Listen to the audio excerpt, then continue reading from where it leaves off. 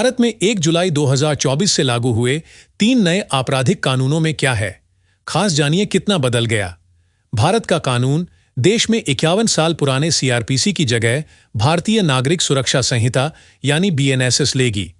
भारतीय दंड संहिता की जगह भारतीय न्याय अधिनियम यानी बीएनएस लेगा और इंडियन एविडेंस एक्ट की जगह भारतीय साक्ष्य अधिनियम यानी बीएसए के प्रावधान लागू होंगे।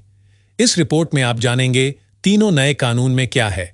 खास 1 जुलाई से नए कानून के तहत एफआईआर दर्ज हो रही है और इसी के अनुसार जांच से लेकर ट्रायल पूरा होगा। बीएनएसएस में कुल 531 धाराएं हैं। इसके 177 प्रावधानों में संशोधन किया गया है, जबकि 14 धाराओं को हटा दिया गया है। 9 नई धाराएं और 29 उप धाराएं जोड़ी गई हैं। इससे पहले सीआरपीसी में 484 धाराएं थीं। भारतीय न्याय संहिता में कुल 337 धाराएं हैं। अब तक आईपीसी में 511 धाराएं थीं। इसी तरह भारतीय साक्ष्य अधिनियम में कुल 170 धाराएं हैं।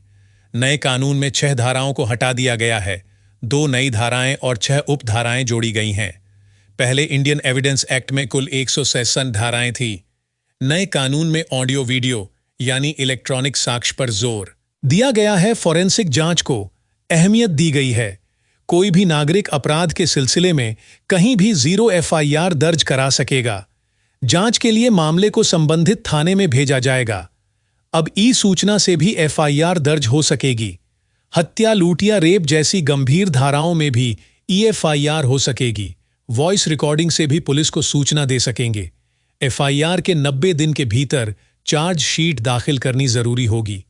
चार्जशीट दाखिल होने के 60 दिनों के भीतर कोर्ट को आरोप तय करने होंगे।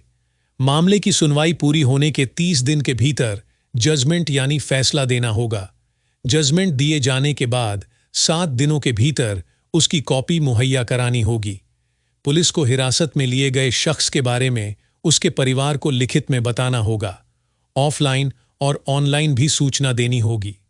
महिलाओं, बच्चों के खिलाफ होने वाले अपराधों को बीएनएस में कुल 36 धाराओं में प्रावधान किया गया है। रेप का केस धारा 63 के तहत दर्ज होगा। धारा 64 में अपराधी को अधिकतम आजीवन कारावास और न्यूनतम 10 वर्ष कैद की सजा का प्रावधान है। धारा 65 के तहत 16 साल से कम आयु की पीड़िता से दुष्कर्म किए जाने पर 20 साल का कठोर कारावास, उम्र कैद और जुर्माने का प्रावधान है। गैंगरेप में पीड़िता अगर वयस्क है तो अपराधी को आजीवन कारावास का प्रावधान किया गया है। 12 साल से कम उम्र की पीड़िता के साथ रेप पर अपराधी को न्यूनतम 20 साल की सजा, आजीवन कारावास या मृत्युदंड का भी प्रावधान किया गया है। शादी का झांसा देकर संबंध बनाने वाले अपराध को रेप से अलग अपराध माना गया। जी बताइए। 1 जुलाई से भारत देश में जो नए नवीन कानून लागू किए गए हैं, ये जिला स्तर पर भी इसके लिए व्यापक तैयारी की गई। इसके लिए लगातार पुलिस अधीक्षक महोदय के द्वारा ट्रेनिंग दी जा रही है एवं विशिष्ट रूप से मास्टर ट्रेनर के द्वारा हम लोगों को भी प्रशिक्षित किया गया है और उसी आधार पर 1 जुलाई से नवीन कानून के आधार पर थानों में वर्किंग प्रारंभ की गई। वर्तमान नए कानून से जनता को क्या रहा?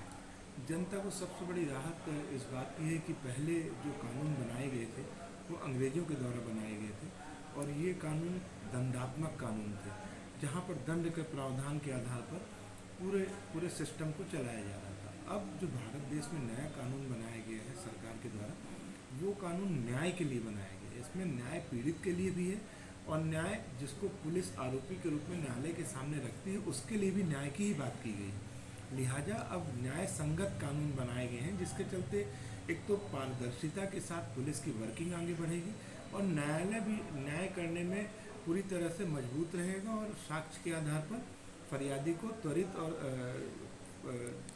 व्यापक न्याय प्राप्त हो सकेगा। क्या आमजन को राहत की सांस मिलने का आसार है? निश्चित तौर पे इससे आम जनता और पीड़ित को ही फायदा है। लिहाजा ये कानून बहुत ही अच्छे हैं और इस आधार पर जो वर्किंग होगी और उसके चलते बहुत ही निकट भविष्य में बेहतर परिणाम सामने आएगा।